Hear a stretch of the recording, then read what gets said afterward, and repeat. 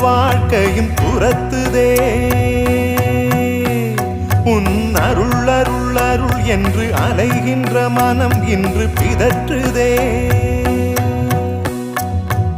அருள் விழியால் நோக்குவாய், மலர்பதத்தால் தாங்குவாய். உன் திருக்கரம் என்னை அரவணைக்குனதருள் பெற பிச்சை பாத்திரம் ஏந்தி வந்தேன்.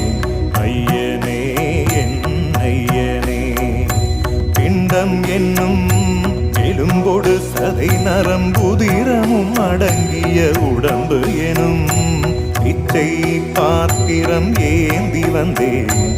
ஐயனே என்